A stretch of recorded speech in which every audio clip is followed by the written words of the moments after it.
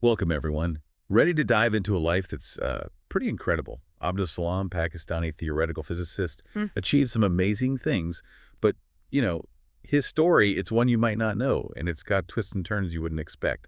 We're using excerpts from his biography, so. Yeah, it's a story that I think people need to hear. Abdus Salam's life wasn't just equations and labs.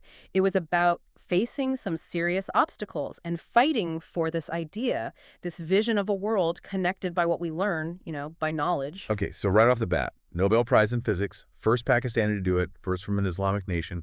Shouldn't that made him like a superstar, a name everyone knows? You'd think so, right? But there's so much more to it. That Nobel Prize, that was in '79 for his work on electroweak unification.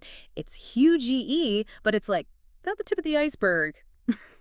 Think of it this way, you're trying to solve a puzzle, right? A puzzle of how the whole universe ticks, the tiniest pieces.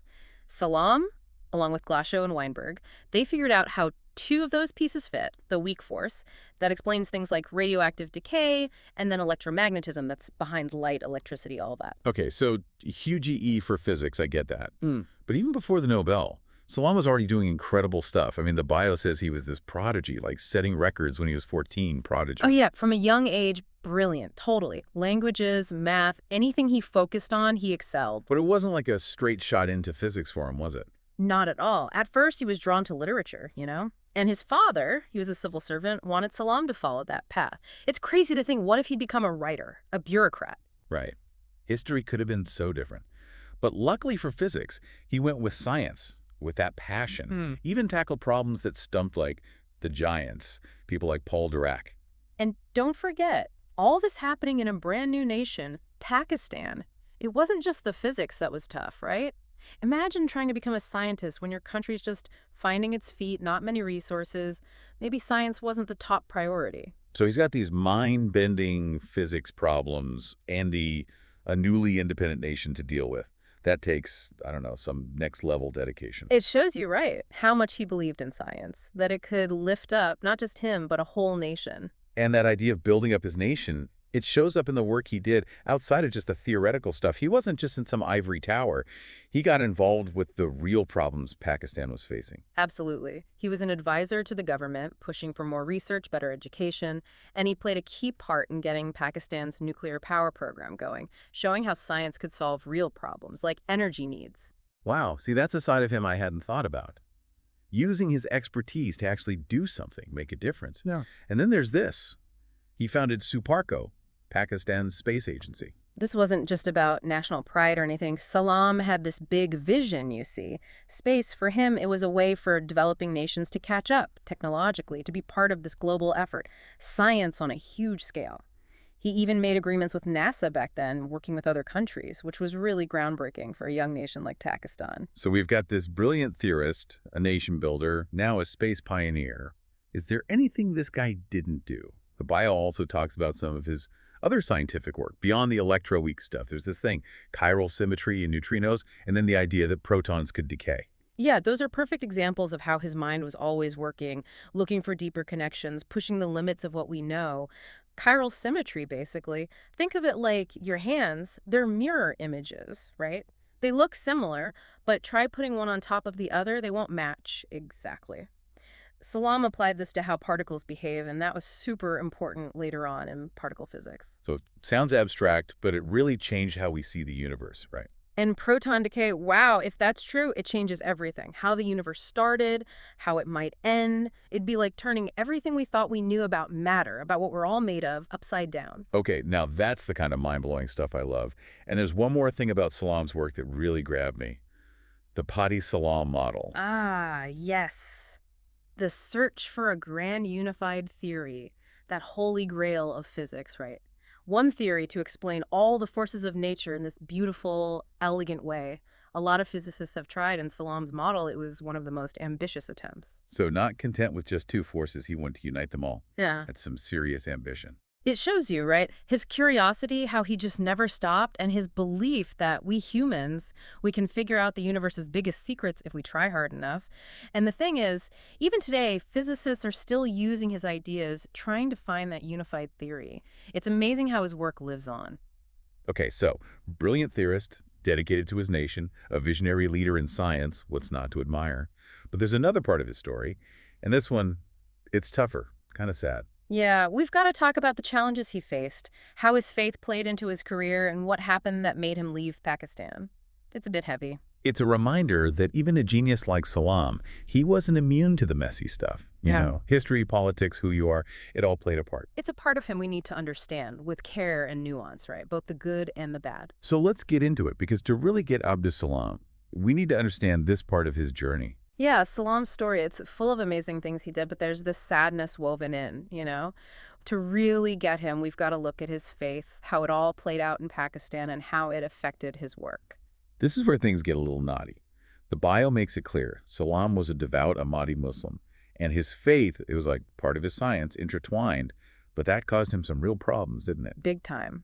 His faith, it was central, both personally and in his science. For him, there was no clash between believing in God and trying to understand, like, the nuts and bolts of the universe. He actually talked about how his discoveries, they made him feel even more awe, at the beauty of creation, how complex it all is. It's pretty powerful. Thinking about his Nobel Prize speech, he even quoted the Quran, making that link so explicit. Challenges the whole idea that science and religion, they have to be enemies. Totally. For Salam, science, it was a form of worship, like getting closer to God by figuring out his creation. But sadly, not everyone saw it that way. The bio mentions the Ahmadiyya community. They face more and more persecution in Pakistan. What happened there, and how did it hit Salam personally? It's a long story, history, society, all mixed up. But basically, Ahmadiyya Muslims, they see themselves as Muslim, but other groups, they have theological disagreements leading to this opposition. And then in '74, things boiled over. A constitutional amendment declaring Ahmadis non-Muslim. That must have been crushing for Salam after all he'd done for his country. It was a turning point, no doubt. Imagine you're told you don't belong in the place you call home, the place you poured your heart into. The emotional toll, it's hard to imagine how tough that was for Salam. He protested that amendment, and in the end, he left Pakistan, a powerful statement in itself. Leaving your homeland, that's never easy, especially for someone like Salam, so connected to his culture, his people. It shows you he had principles, he wouldn't compromise who he was, what he believed. It's heartbreaking, that choice he had to make. But even in exile, he never gave up on this idea, this dream of science moving forward, especially in developing countries. And that brings us to his most lasting legacy, the International Center for Theoretical Physics. The ICTP. That was Salam's dream made real. Yeah. He imagined this place, talented people from all over the world, no matter their background, rich or poor, they could come together, learn, work side by side, push the limits of science. He believed deeply that science, it's like the inheritance of all humanity, everyone should have access. That's inspiring, isn't it? Science, breaking down walls, not causing more. And for Salam, it wasn't just an idea. He put everything into making the ICTP happen. Raising money, getting top scientists involved, creating a place where researchers from developing countries, they'd feel welcome, supported. He knew the struggles they faced, not enough resources, limited opportunities, and he was determined to change that. So he didn't just win a Nobel and call it a day. He, USD, is positioned to actually make a difference in the world. You got it. He opened doors for others, created paths for talent to bloom in places that often get ignored, pushed aside, and the impact of the ICTP. Huge. Think about it. Thousands of scientists trained there, groundbreaking discoveries, people going back to their communities, making a real difference, all because of Salam. The ripple effect was mind-boggling. Yeah. So many lives touched by his work. But that this had to happen outside of Pakistan, it's a reminder of what was lost, a real shame. It makes you think, right? How sometimes societies, they fail to see the brilliance they have right there, especially when it comes from people who are different, who are marginalized. Makes you wonder, what if? What if he'd been fully supported in Pakistan? What else could he have achieved? It hangs over his whole story, this sense of what if. Definitely does. It points to a bigger issue, how we as a global society, how do we value knowledge, support those who are pushing boundaries no matter where they're from, what they believe. A big, messy topic, but important to think about, especially as we try to understand Salam's legacy. And even with the ICTP thriving, Salam's personal struggles, they didn't go away.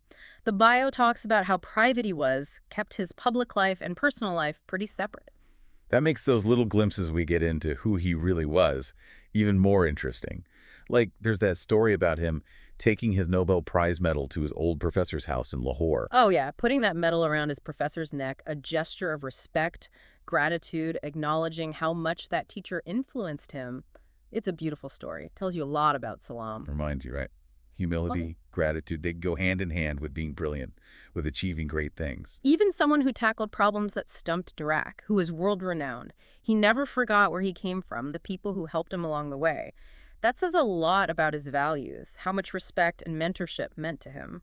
And it makes his exile from Pakistan even more tragic, doesn't it? Hmm. Someone who clearly valued his roots, his teachers, forced to leave the very place where those connections were made.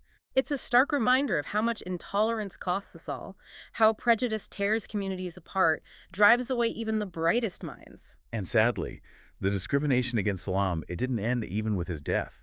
The bio details this whole controversy, his burial, what happened with his tombstone. Yeah, it's awful. His tombstone, it originally said first Muslim Nobel laureate, but the word Muslim was actually removed later by the Pakistani government.